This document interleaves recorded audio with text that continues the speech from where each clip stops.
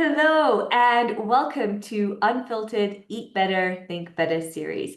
This is where we get real about our emotions, mindset, connection to food, and healing, and what it really takes to break free and feel good in your body and your life again.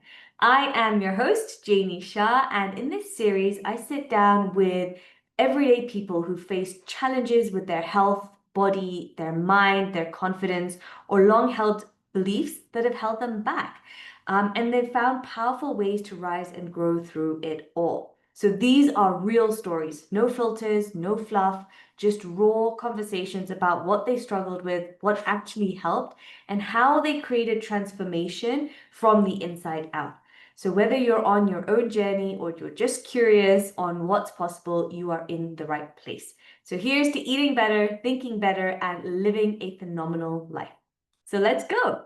Hey everyone, and welcome to our very first episode of Unfiltered Eat Better, Think Better series. Today's conversation is one that goes really deep, and I am so grateful to be joined by someone who has lived through many layers of healing, from gut health and surgery to navigating an eating disorder, and ultimately finding the tools and the mindset shifts that brought her back to balance. And what really stood out for me in her story is this journey towards letting go of control and how mindfulness and meditation became not just tools, but anchors.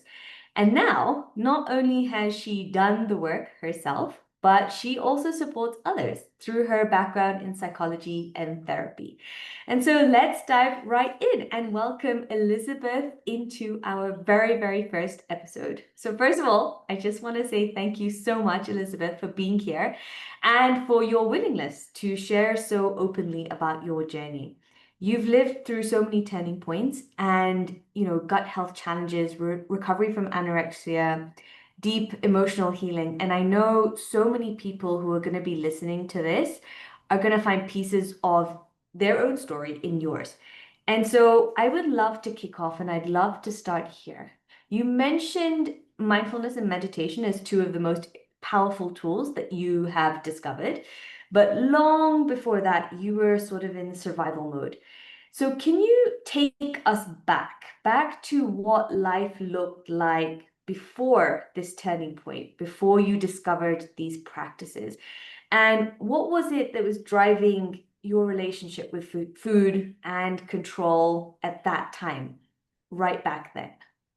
Sure. I think for me, going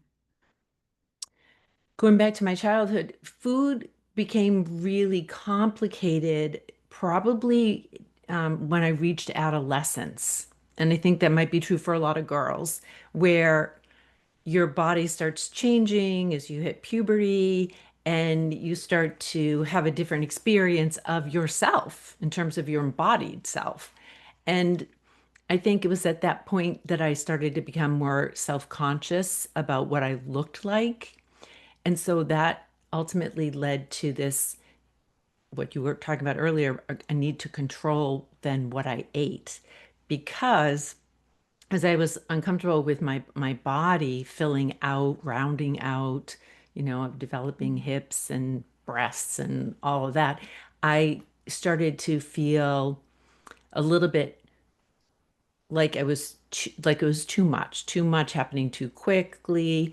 And I think this coincided, so physical bodily changes coincided with a sense of being confused about who I was and what I wanted. And Mhm. so I if, when you speak about my experience with anorexia, I think I ultimately felt like there was a lot that was changing, a lot that was uncertain, and that I needed and wanted some sense of control. Mhm. And for me, food was the simplest thing I could latch onto. Um, I think it's also important to know that I was one of seven children growing up. And so my mom had a lot of control over how she ran the day-to-day household for good reason. I mean, she had to keep things in order, and we were all close in age. So we were born, I think, it's an 11-year span, 7 kids. Wow. So, so my mom had a lot of control over other elements. So food was like the one thing we can all control to some degree, right? Yeah. Um, Yeah. when we're privileged to have access to food. I'll just say that. I mean, it's food, access to food is an issue for some people. I think of the Yeah. world and people struggling right now around that. But for those of us that have, are fortunate to have an abundant life, food's something we can control. So I got really hooked on that, and then I really suffered because what I was able to do is I was able to sort of anesthetize myself to hunger. Mm. And that's kind of a very powerful thing to experience. And it's also very dangerous. So I became really, really ill. I mean, I was very, very thin. And again, this was during my adolescence. I was around 13, 14. And so I lost my period and you start to grow like fine dark hairs on your skin just to try to keep you warmer and all of that. So that was my first experience with food becoming so crucial to really almost like who I was, the quality of my life, um, even the sense of myself to some degree. So that was sort of the beginning stages of. I mean, I don't remember being a child having food being an issue. I have an older sister who has, struggled with vegetables and can remember in childhood being miserable or having to eat vegetables. I don't have memories of that. So that's kind of interesting because some listeners might be like, "Oh, I remember childhood and being forced to eat things." You know, Right. that wasn't it. Didn't I didn't feel any adversity to food in that sense. Yeah. And how did you go from that place to now being where you are today? And what was sort of that point for you where you realized I've got to get some help, where I need to support myself? And what sort of help did you get? Yeah, yeah. So it's funny because I in terms of like healing, other way, emotional healing, one of the things that I struggled with too was that feeling like I was too much. I was a very sensitive child and had a lot of emotions and deep emotions, and so um, there was there was that piece of me that also wanted to sort of shrink my body and just not be so needy. And so again, de not needing less food was made me feel like I had control over how needy I was. But Yeah. the I emotional, want to say something there as well, because I think yeah, that's such an important link is sometimes we don't realize how our actions are playing out based on a belief that we have. And what you just said was I was feeling like I was too much. And was your way of not being too much. It's an incredible link. And it's sometimes you think that's so far out, but it's really not that far out. We have so many people who have a sense or a form of belief that I am not enough. And they find themselves in the opposite situation where they're actually overeating and eating too much food because they're trying to fill up this sense of I'm not enough. And in your case, it was a different one, but I thought that's a really important point to sort of highlight because that is a really big belief that I'm too much. And then it transformed or acted out in the anorexia. yeah, yeah, Yeah. definitely. I mean, literally wanting to sort of shrink myself. So to that point, there was a sense that I had too of that my big emotions and being so sensitive was a burden on others. So so when you say to me, what was the turning point? Well, I remember being at home my freshman year of college and just like going to the local library and getting all these books on eating disorders, on anorexia and all this stuff. And I think my older sister Maureen, saw me with all these books. Like, well, what is she doing? I was gonna like figure this out myself. Like, well, what can I do? And this is after years of being monitored medically for medical reasons. And I think my sister Maureen talked to my mom, who my mom eventually said to me, do you think you want to see a professional? And it was such a relief because I really needed help. I needed help with my eating. I needed help with my, whatever emotional components were behind my eating or my challenges with eating. And so that was the turning point. And it was rocky. I saw a couple of people that weren't that helpful and someone who like right away wanted to, just quick put me on a medication. But eventually I found some professionals that specialized in eating disorders, and I was able to get into a group while I was at the university. At this time, I was at the University of Illinois, and the group experience really helped. And this is why I'm so happy to talk with you, because hearing other people's stories, knowing other people struggled, and feeling less alone with the challenges I was having around food and eating was really helpful. And that was probably the first turning point for me. Yeah, I think that's beautiful. I think that's also this idea of community because you're growing a community of your own as well. And I've got a community space, and I think that's the power of group and community is that when we can share, we know we're not alone in this journey. And also it gives us hope as well that hey, someone's been through it, and that means I can get through it too as well, whatever the situation is.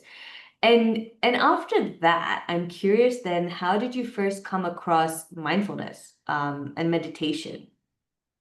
So then, so then it was a relatively prolonged journey for me to really get back to healthy eating, Okay. which I ultimately did. I ended up seeing a nutritionist who helped coach me on eating again. Because what had happened is, as I said, I was so used to being ignoring hunger that then eventually I had to eat, and I had to eat to a point where I was really full. I mean, I had to eat more than so anyway, so that whole process was really, really helpful to me too. And I was able to get back on track in terms of maintaining a healthy weight. And then I graduated, I got married, I was working, I got married, and then I wanted to go back to graduate school. So I think that I was working in human resource management at the time, but I was working on like staff relations and the personnel issues that would come up. And so I wanted to go back to school, and I was really interested at this point in psychology. So this was like in 1990 was when I first started to realize, oh, I want to pursue this now because I had learned a lot about the psychological components to my physical health issues. So I thought Right. it would be interesting to learn more about that. So that was back in 1990, and then I went on to continue to do different things. But I was always primarily focused on my children. Um, so fast forward in 2004, I decided I was interested in starting a doctorate program, and that's when I started taking classes again. And it was during my time in the doctorate program that I had my first clinical placement, and I was exposed to dialectical behavior therapy. And dialectical behavior therapy is sort of a cognitive behavioral therapy, but it has a mindfulness component. And so I would go 2 days a week, and it was a group treatment program for women with trauma. And I was like, this is amazing. It's a manualized treatment. There's a workbook, and they have all Uh-huh. these modules, and so there's a lot of psychoeducation in it. And I thought it was the most effective way to work with people. Um, and so that was my first formal exposure to mindfulness. And it really makes a big difference because the component of mindfulness in dialectical behavior therapy is the dialectic, which is that two things that seem to be two things can be possible, two things that seem to conflict can both be possible. So, and I'd already been living that. So, for example, like I could be full, I could feel like I couldn't eat any more food, and I could eat more food. I mean, both could be Yeah. true. I could feel, and that was part of my recovery. And so, and some of that I'm in the United States, and so in the U.S. there's a lot of black or white thinking, like you're either the winner or a loser, or you're, um, you have it or you don't have it. And this was really freeing for me. And it's, definitely comes from the Eastern cultures, this dialectic. And that was another key turning point for me. Yeah, I think that's so interesting. First of all, backing up, you were in HR and human resources before any of this. Yes. That's so interesting. Like the way I know you is through mindfulness, and the psychology work that Mhm. you do. So this is like, ooh, okay, interesting. That's whole entire past that you have. Okay, I want to dive into this concept a little bit more because the idea of having two conflicting thoughts. I Mhm. think is a lot of the work that we do as well when it comes to thinking about food and your cravings and your relationship with food, because you often have these things where it's black and white. This is good or this is bad, or this is healthy or not healthy. And it can be two conflicting thoughts happening at the same time. But I'm wondering how in this application we could use this idea of the mindfulness in the DBT, how that could help us navigate this. Or if it's easier for you to share an example of how it supported you in your navigating on how you need to eat right now. How has that component helped you in a real practical way? Mm. Yeah, that's good. So, so what it has helped me is, I mean, one of the other, another core belief from dialectical behavior therapy is that everyone is doing the best they can Mhm. and everyone can do better. So Okay. on any given day, I'm doing the best I can and that I can still do better.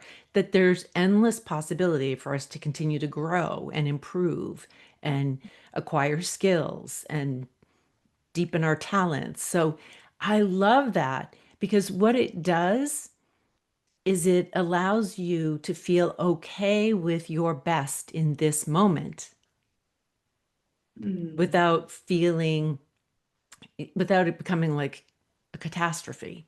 And so one of the ways that like I can give you an example. You and I have talked about this before about a year and a half ago, I had abdominal surgery, but going back even before that, I've also had a lot of stomach infections where I ended up becoming vegetarian. So that was probably about 7 years ago. And I remember during the transition to becoming a vegetarian, I would just was just doing the best I could. Uh-huh. And if there was like a slip up or something, I was like, okay, that's okay. I did the best I could today. I can do better tomorrow. So that's one of the ways where it's about not when you slip up thinking like, oh, I failed, or oh, Mhm. I'm terrible at this, or oh, I've ruined my healthy diet or my healthy plan. It's about that. It's about just recognizing that we're all human and Yeah. not I think anorexia, a lot of girls and women and some men that get it are caught up in perfectionism. It's Mhm. about, Yeah. trying to be perfect, trying to be the best, trying to like, be 100% in. And this just gives me the freedom to just be a real human being. Mm. Yeah, no, I love that. And applying that pause as well, so that you don't feel bad, you don't shame yourself for it, you don't beat yourself up for it, but it's a more compassionate way to approach it and say, I'm doing the best that I can with everything that I know right now. I'm doing the best that I can in this moment right now. And then I love that second empowering part of, and I can do better. It's giving you that space to say, I can grow. I can learn, I can do something different next time. And I love that. And that must have been quite interesting. Only 7 years ago, you said you transitioned to eating vegetarian. Hmm. Okay. And does that mean since then you've had no meat at all? Or are there moments when you do feel like you want to eat something? So I've not had any meat since Wow. I went vegetarian. Um, the like a little slip up might be something like I ate um I had something that had tiny little bacon bits in it or something, and I would find out afterwards, and I'd be like, "Oh, yeah."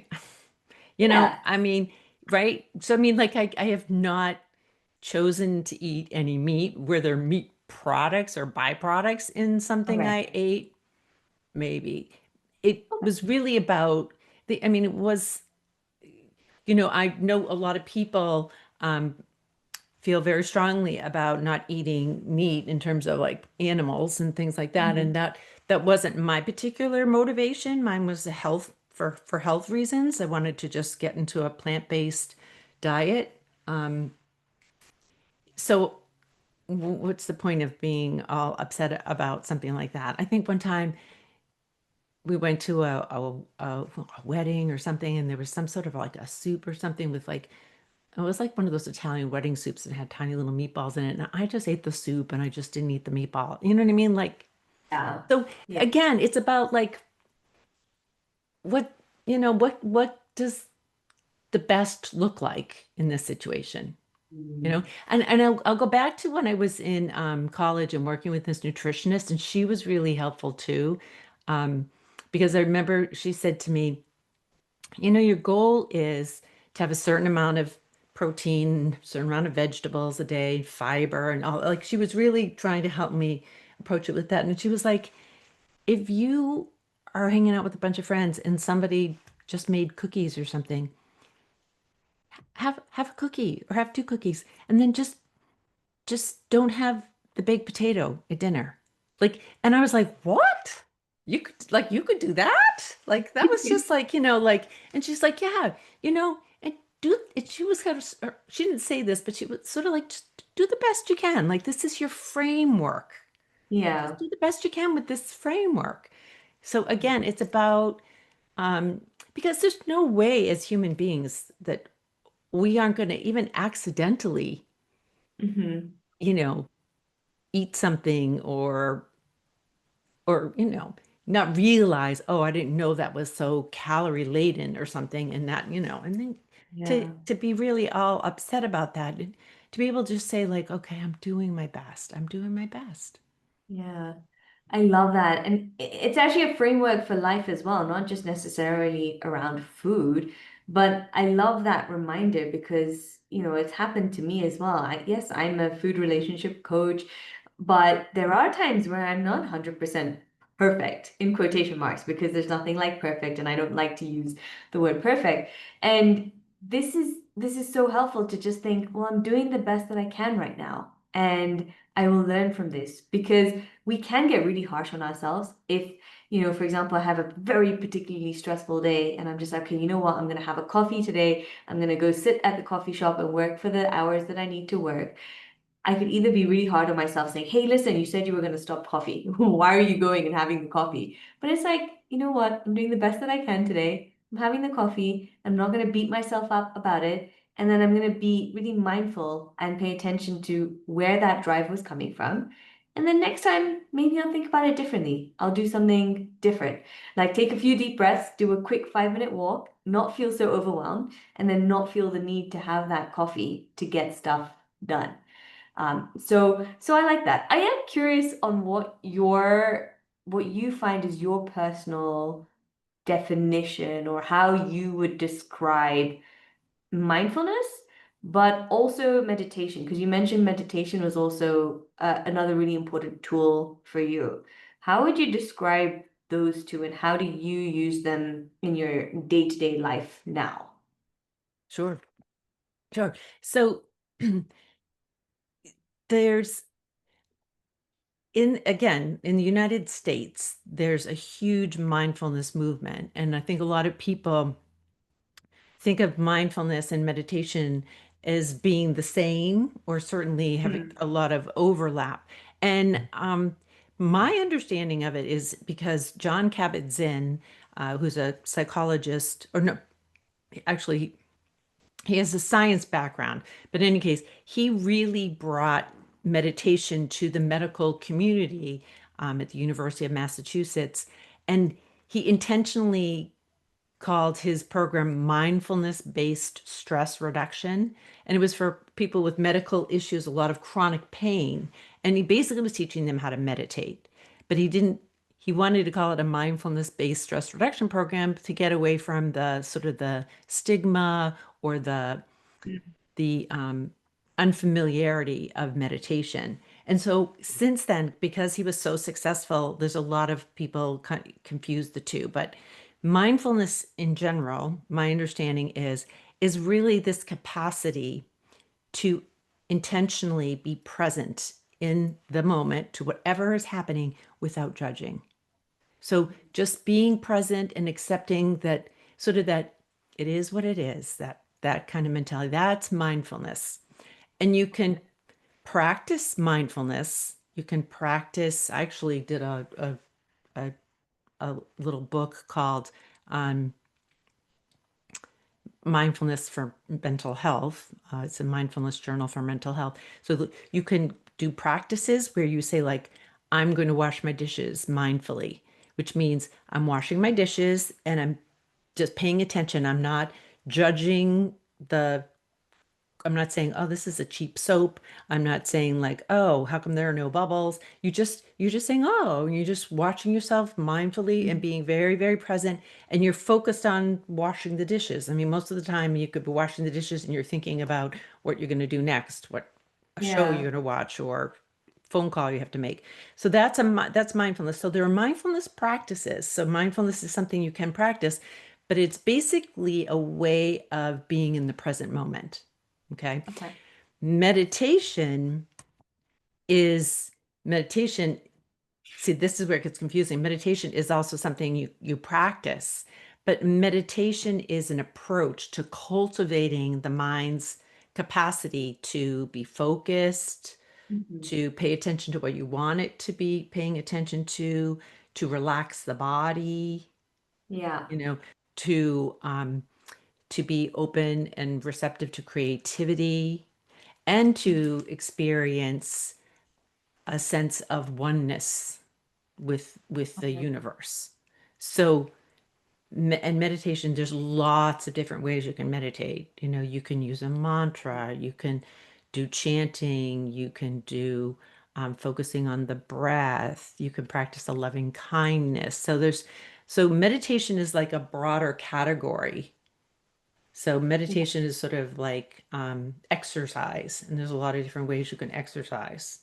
Yeah. Whereas mindfulness is kind of like um, mindfulness is one of the things that comes from meditation. When you meditate, it becomes easier to be in the present moment non-judgmentally. But it's really interesting because when you meditate a lot, you become more mindful, and in order to and in, your meditation is improved by being having the capacity to be mindful. Mindful. Yeah, so they two really, really go hand in hand. Yeah, they do. Yeah. I love that bit that you say it's mindfulness where you're being present without judgment because it's so easy to fall into this rhythm of always criticizing or commenting on something. Or, like you said, it's as simple as washing dishes. I can think and be like, oh, the last time I was washing dishes, I was just like, oh, I haven't done this off. It's still oily. It's still this and that, rather than just being like, oh, okay, I'm washing. This is, you know, unwrapping itself or whatever. But yeah, I really love that. How do you meditate or how do you practice meditation? So for me, I I think a big changing point is when you go on if you have the opportunity to do a retreat. And the first retreat I did was just a 1 day silent retreat. And then I did a multi-day silent retreat. And when you go on a silent retreat and you meditate, you're there for 7 days, even just 1 day, you realize, oh, I mean, I just spent an entire day silently meditating. it becomes easier to do what I now do because now I meditate for at least a half an hour every morning. Wow. Um, Okay.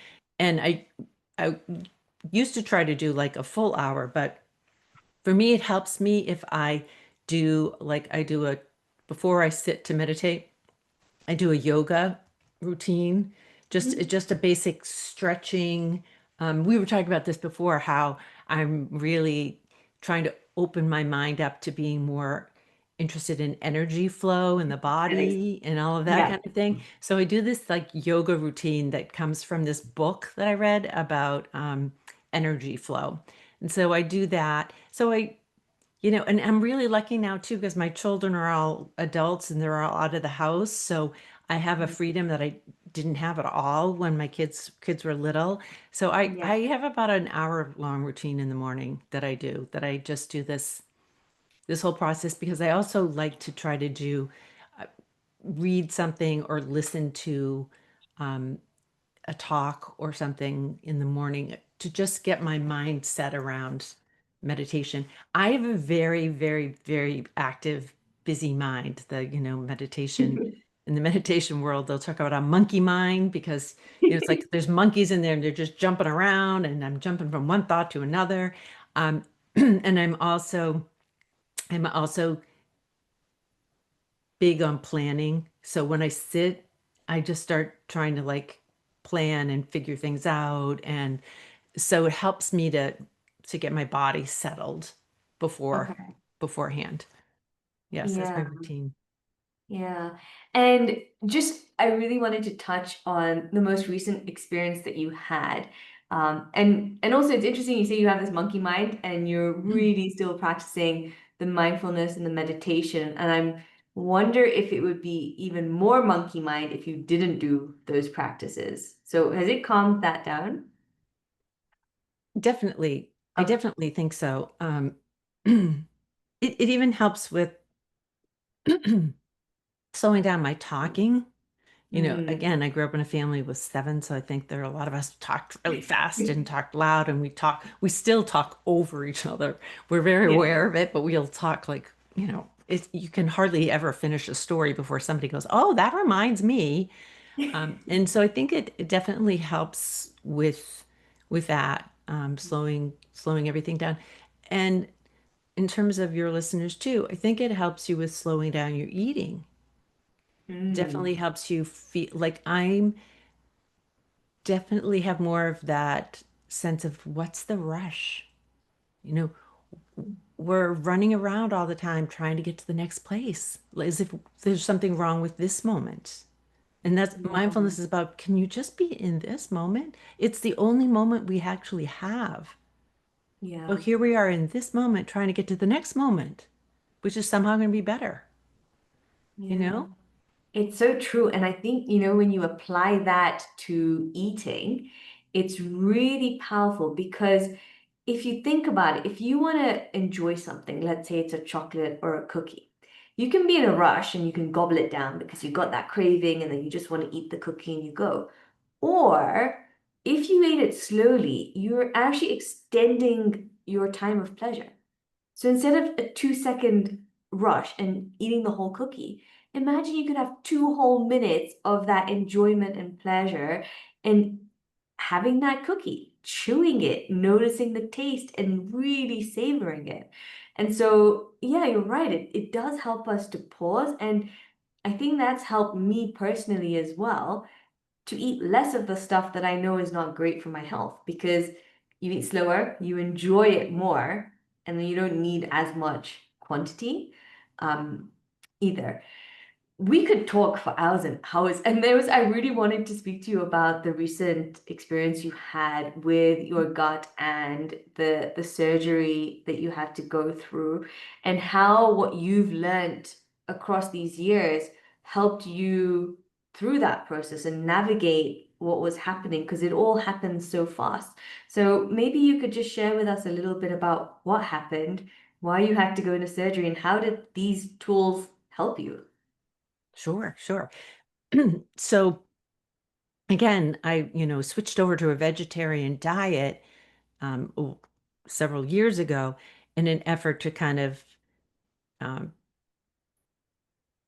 I guess, clean up my gut or be more conscious about my gut, about my stomach. I'd had that H. pylori infection 3 different times, and I was like, I'm not going to get that again. I've got to figure out what and how to eat healthier.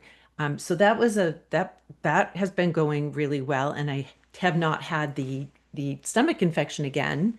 However, about a year and a half ago, I was having stomach abdominal pain that felt very similar to that. So fortunately, I had the feeling that it was like 9 o'clock at night, and by 11 o'clock I went to the hospital. And I'm really glad I did because it wasn't excruciating pain. However, I thought it was the kind of pain that was reminiscent of that stomach infection. So I went thinking, well, it has to get checked. I need to go to a hospital where they can test for this, etc. Fortunately, I did because they did it an MRI. They did a scan, and they found out that my um, colon had twisted in a way that cut off the blood flow. And if I hadn't gone to the hospital, there would have been severe damage there would have been severe tissue damage, or potentially organ damage, and etc. So I was really fortunate. So I went in at like 11, and by 1 o'clock, they were calling in a surgical team. It wasn't, couldn't even wait till the morning. So they were able to, open me up. They removed a section of the colon, and it turns out that I have an elongated colon. It's called a tortuous colon, which means that, this long, twisted intestine has to fit into this confined area, and so it kind of tends to um, twist, and it got Mm. twisted and stuck. So on the heels of that, though, um, I started realizing that, well, what would cause my intestines to twist? Like, how do I just have a calmer experience? Because to this day, anytime I feel stressed, I feel it in my gut. I feel it in my gut. I've even had times before where I've been like, oh my gosh, I'm so anxious. I've even said, like, it feels like there's something twisting in Mm. my, you know, lower Wow. belly. And so I thought to myself, okay, this is still a stress related issue. It doesn't matter how much I meditate or how mindful I am. There's got to be other things I could do to just help with the energy flow and all of that. So, again, in the United States, psychologists have more of like, there's more of a medical model. It's changed a lot, but we don't take courses on things like acupuncture or um, Reiki or things like that. We're encouraged to explore those things. But I came from a background, my family background was more academic. And so Yeah. this is kind of feels a little like a stretch to me, but I'm really embracing this idea. And I think I was telling you I was in Sedona for, it was actually compassion training, mindfulness compassion training. And I um, went to an energy healer, and she ended up recommending that I get this tool to like exercise my belly button. And it's Mm. it's the craziest thing, but I use it every morning, and it's just, you're just putting pressure. You could even just tap, tap, tap, tap, tap your belly button with your finger and just do Yeah. it like 100 times in the morning. It's just, again, and I feel like, okay, in a way it feels like helpful because Mm. to touch that area when she was touching it was really felt sore and tight. And now it doesn't feel so sore and tight. So it's almost like there's like a loosening up. And, you can imagine anything that you're clenching all the time, eventually, I mean, how many of us are like this and have upper Yeah. shoulder knots in our shoulders and things? So it's helping me unclench my stomach and relax that whole gut experience. And, I think that there's a component of that, I'm pretty sure, that's involved in cravings and in what we desire too. Yeah. Absolutely. I mean, I could just imagine having to go into hospital and then 2 hours later being like, okay, you're going into surgery, you're going under the knife. It's not something that a lot of people could just easily accept and be like, okay, this is happening. And it's that mindfulness component you're talking about is just being present in the moment. The only moment you have is that moment. and noticing, okay, this is what we got to do. Let's go. And you just go with the flow of Yeah. it, if that's correct, right? That's exactly right. And then getting to that again, getting recovering and things too. They're coming in and saying like, okay, get up, start walking and all that. And just me being like frustrated, aware that I was frustrated that, you can't really eat a lot afterwards and it's difficult and uncomfortable to move a lot. And I remember just being like, okay, I'm just going to do a little bit. I'm going to do the best I can. I'll do a couple of laps around the hospital floor. Again, that idea that why are we putting pressure on ourselves and why are we rushing everything? And Mhm. because I think when we do that and then we can't meet our goals and stuff too, then we just give up, Yeah, So it's more a matter of like, can you just pace yourself? Can you allow time for transitions? yeah, yeah. Beautiful. Mm. Wow, honestly, we could talk for hours. Good. I We could talk about you turned vegetarian. I was vegetarian. I turned into eating meat as a flexitarian, is what I call it. know. We could talk about that gut feeling that you were talking about, where you just sensed this thing in your gut and was like, Mhm. "This, I need to get this checked." There's so much we can talk about. There's so much richness in your story as well, and so many threads that we can keep pulling at. But we are going to wrap up here as time catches up with us. And I want to make sure I close with something that I'm going to be asking all the guests in the series, because I just think it's a really interesting question. So here's my parting question for you. Take your time to think about it. But if healing had a voice, what would it say to you today? Mm. Yeah, I think it would tell me that I'm going to be okay. I'm going to be Mm. okay. You're going to be okay. You're going to be okay. You're going to take it one day at a time. You're going to do your best. You're going to be okay with imperfection and you're going to just keep moving forward and you're going to be okay. Oh, And you can do it. You're going to be okay. You can do this. It's going to be okay. yeah. Wow, thank you for that. I think for whoever's listening today, someone definitely needed to hear exactly that. And that's the part of this journey, is that look, it's gonna be okay. It really, really is. Mm. I mean, I think that's part of the meditation belief too. We actually are okay. Mm, We are. We're okay. It yeah, we're okay and the present moment is okay. Um, it's just we're always our mind is so actively making up a story about what's right, what's wrong, the way it should be, where we got to go next, and all that. So I think we are okay. yeah, exactly. And it's just using that mindfulness as well to help you be present with those thoughts and then let them notice them. Just notice them without judgment and just let them pass wherever they need to go. So. Thank you. Thank you so much, Elizabeth, for sharing your story so openly. It's really a beautiful reminder for all of us to just meet ourselves where we're at, Mm. celebrate and congratulate ourselves that we are doing the best that we can, and give yourself that openness that I can do better tomorrow. Because a lot of what I heard from you as well is this beautiful sense of growth and learning and always wanting to learn more so that you can be better. And it shows in your journey as well, from where you started to then pursuing your doctorate afterwards to now looking into energy. It's all there. So thank you so much. And to anyone watching or listening, I really hope that something in this conversation lit a spark or helped you feel a little bit more seen on your own journey. So, if this conversation resonated with you, helped you, or made you feel seen, please be sure to subscribe to our channel so that you never miss an episode. Be sure to come join our Facebook community, Eat Better, Think Better.